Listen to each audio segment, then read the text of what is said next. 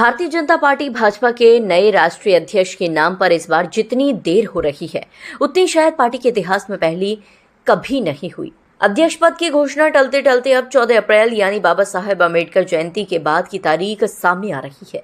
सवाल यह है कि देरी की असली वजह क्या है।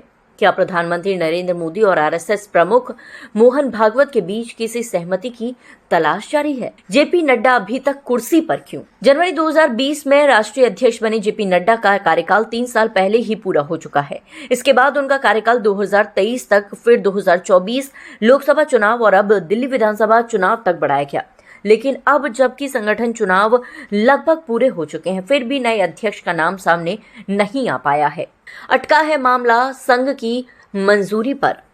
सूत्रों के मुताबिक भाजपा की ओर से आरएसएस को अब तक आधा दर्जन नाम सुझाए जा चुके हैं, जिनमें धर्मेंद्र प्रधान, प्रहलाद जोशी, अर्जुन मेघवाल और मनोहर लाल खट्टर प्रमुख हैं। लेकिन संघ ने अभी तक किसी भी नाम पर अंतिम मोहर नहीं लगाई है।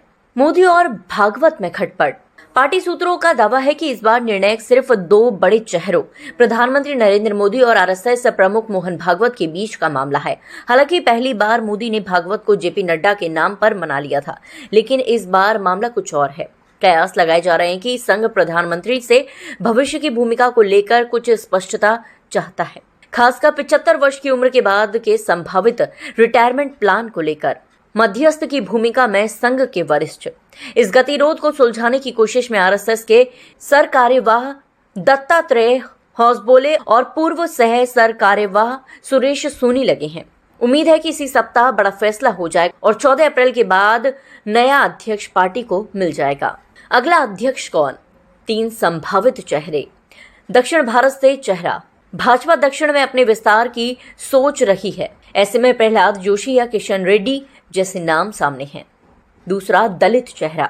लोकसभा चुनाव में दलित वोटों में आई कमजोरी की भरपाई के लिए अर्जुन मेघवाल को अध्यक्ष बनाए जाने की चर्चा है। तीसरा, महिला चेहरा। महिला आरक्षण कानून के बाद भाजपा महिला नेतृत्व को तरजीह दे सकती है। वांथी श्रीनिवासन का नाम सबसे प्रबल है।